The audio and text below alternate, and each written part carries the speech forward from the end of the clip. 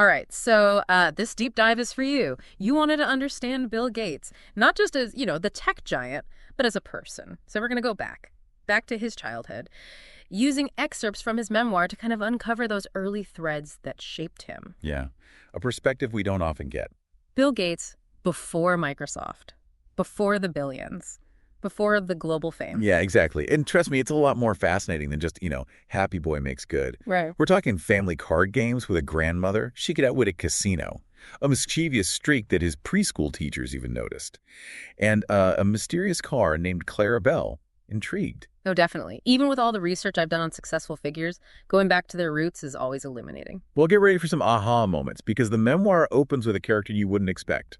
Bill's maternal grandmother, Adele Thompson, affectionately known as Gammy. Now, Gammy wasn't a tech whiz, but a card-playing shark. Apparently in the Gates family, being good at games, especially cards, was a sign of real intelligence. It created this atmosphere of, playful competition, honing your mind like a muscle. What's fascinating is how that detail, that seemingly simple detail, speaks to the values instilled in Bill from a young age. It wasn't just about winning, but about strategy. Thinking several steps ahead, understanding the nuances of the game. And Gammy was the undisputed champion. This wasn't just beginner's luck. She inherited her prowess from her own mother, Lala, who actually used her card skills to even the social playing field back in her small town. That raises an interesting question. Was this strategic thinking an inherent trait passed down through generations? Or was it something nurtured within the family environment? Right, nature versus nurture. And it's even more interesting when you consider that Bill himself was nicknamed Trey by his great-grandmother Lala. After the card term for 3, imagine being called Trey as a kid. It shows how ingrained card playing was in their family. What do you make of that? It's almost like foreshadowing, isn't it? Trey, the card shark in the making, even before he knew what a computer was. But the memoir makes it clear that Gammy never actually sat down to, explicitly teach Bill card strategy. She was more like a subtle guide, encouraging him to think for himself. It wasn't about rote memorization, but about fostering that deeper understanding of how things worked.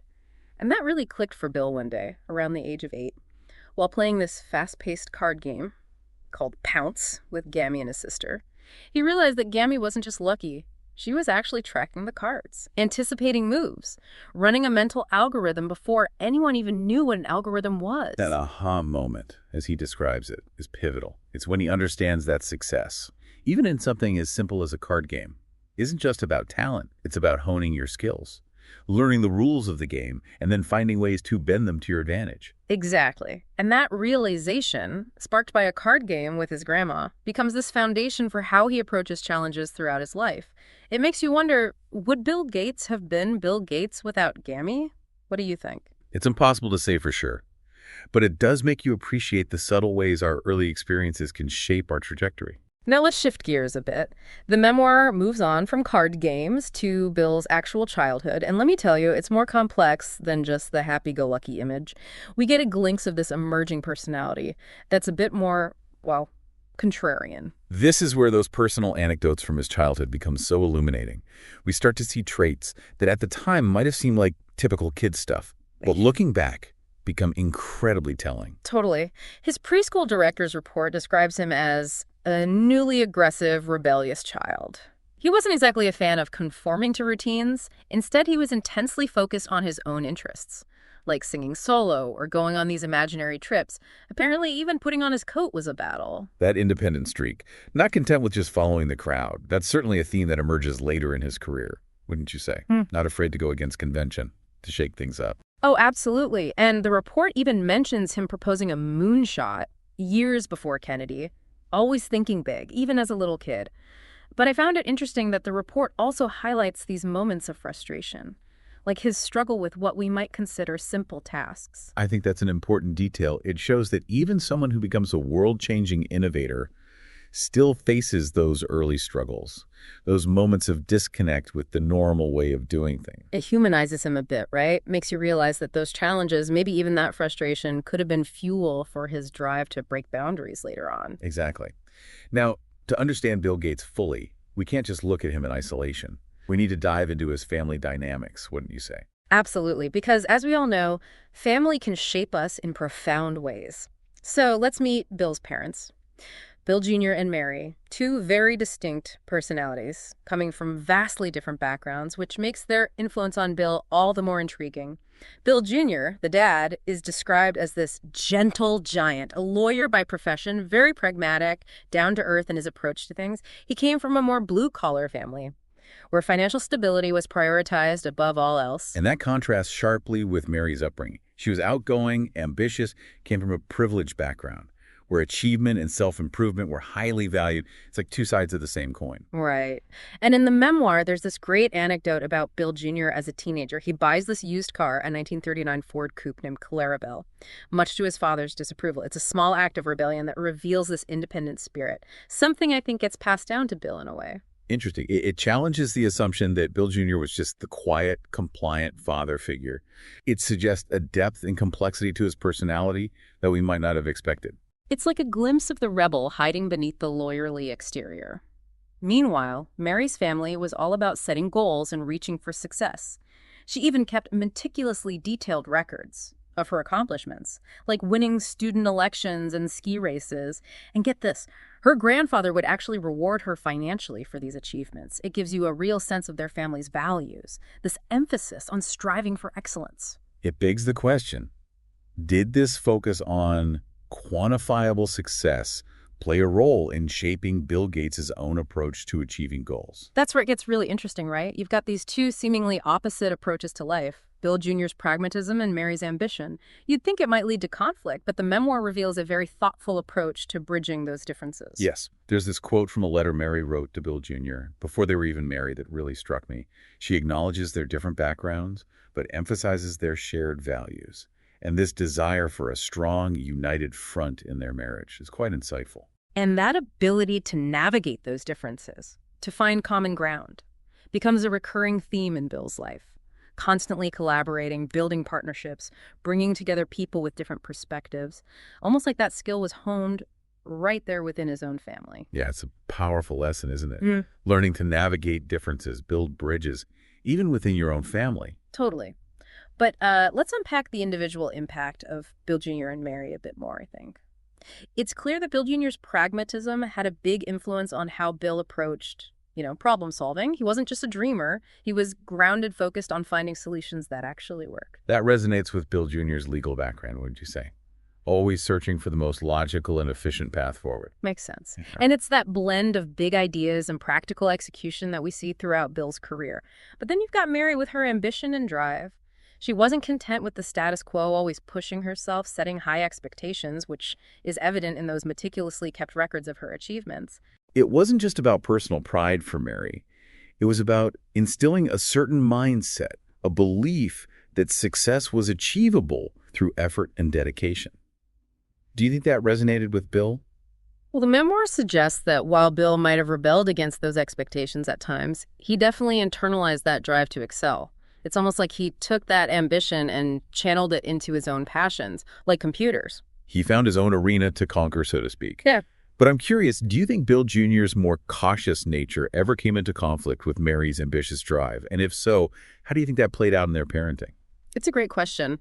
The memoir doesn't explicitly address any, major clashes, but it does hint at some underlying tensions. For example, Bill Jr.'s family struggled with financial insecurity, which made him more risk-averse. In contrast, Mary's family was all about taking risks and reaping the rewards. That difference in upbringing is fascinating, isn't it? It makes you wonder how they navigated those contrasting financial philosophies, both in their marriage and in how they raised Bill. Right. It's like two different worlds colliding.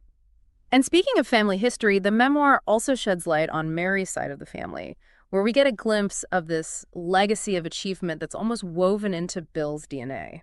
The story of Mary's grandfather, J.W. Maxwell, is particularly striking.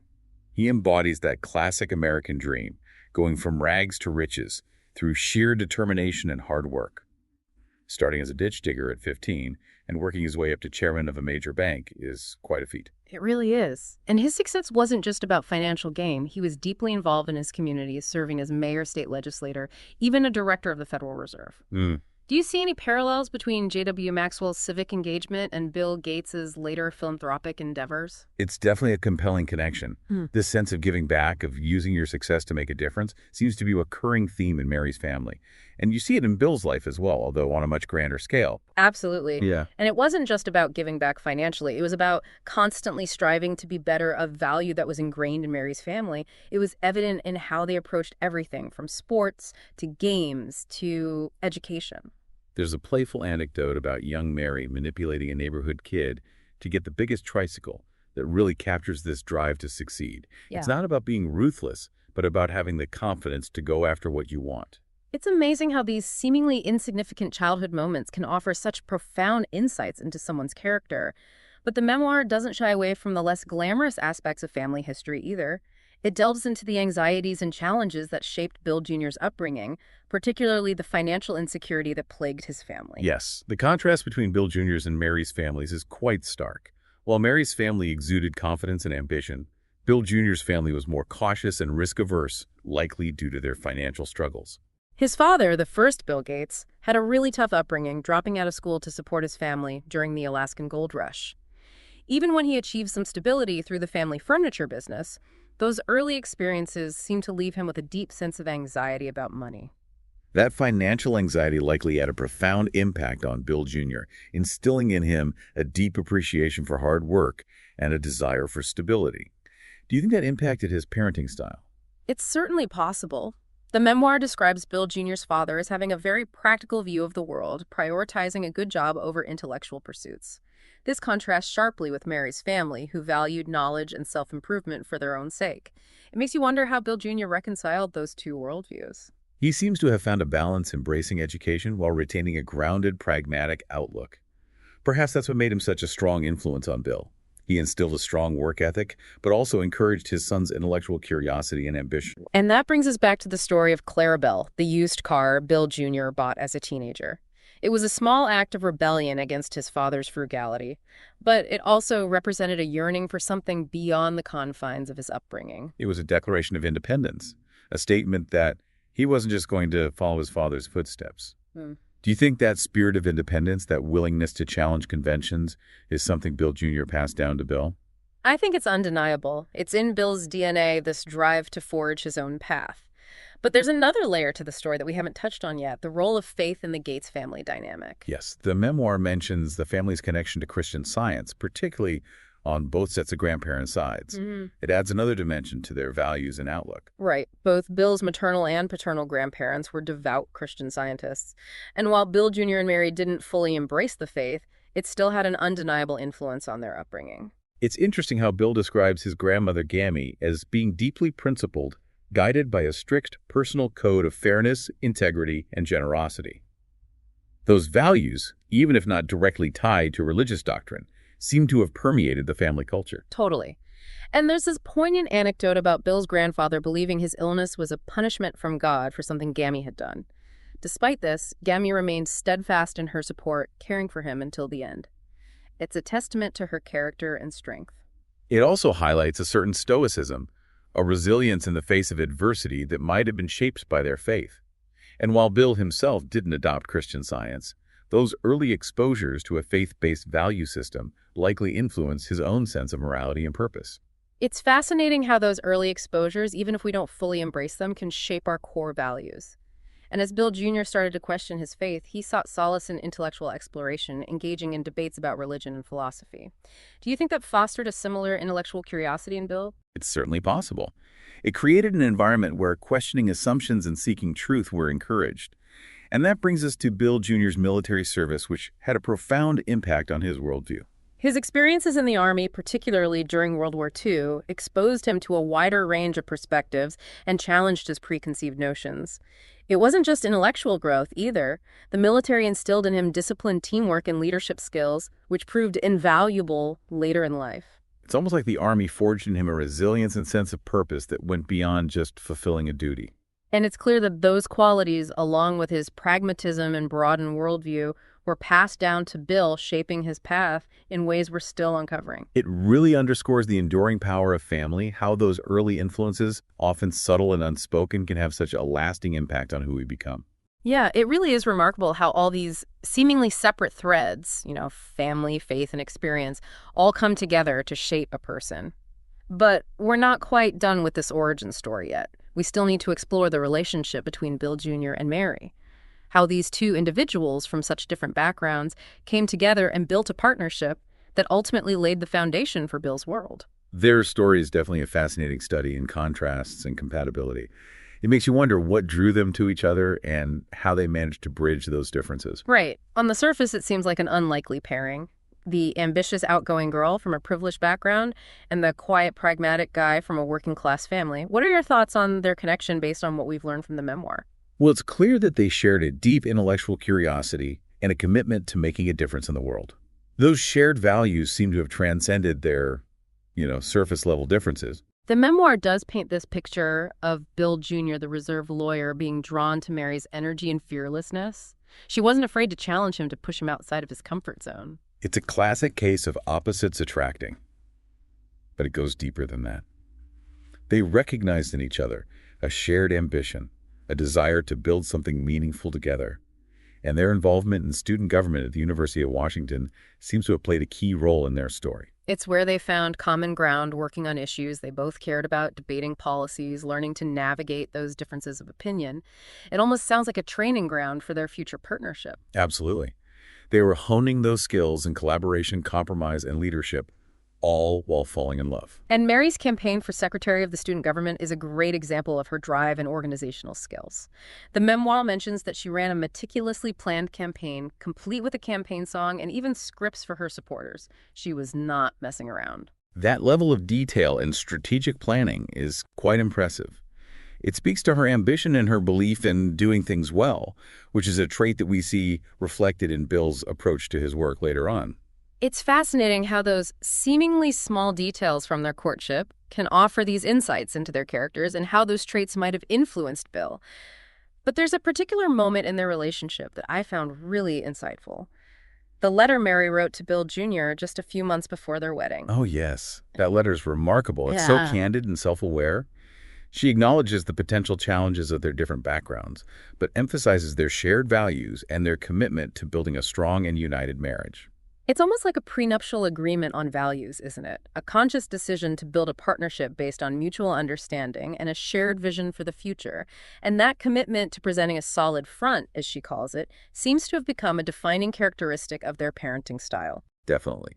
That unity, that unwavering support for each other likely created a stable and nurturing environment for Bill and his siblings to thrive. Hmm. And in that sense, Bill Jr. and Mary's relationship becomes an integral part of his origin story. So as we wrap up this deep dive into Bill Gates's early life, I'm struck by how multifaceted it is. We've got Gammy's strategic mind, Mary's ambition, Bill Jr.'s blend of pragmatism and independence, and a family history steeped in both achievement and resilience. It paints a much richer picture of young Bill Gates than just the tech prodigy narrative. It really does. And by exploring these early influences, we gain a deeper understanding of the forces that shaped the man who went on to revolutionize the tech industry and become one of the most influential figures of our time. It's a reminder that even the most iconic figures are shaped by a complex interplay of family history and personal experiences. And it leaves us with a question to ponder. Knowing what we now know about Bill Gates' upbringing, what do you think were the most crucial factors that set him on the path to becoming the Bill Gates we know today? It's a question worth reflecting on as we continue to explore the lives of those who shape our world. Keep those deep dive requests coming.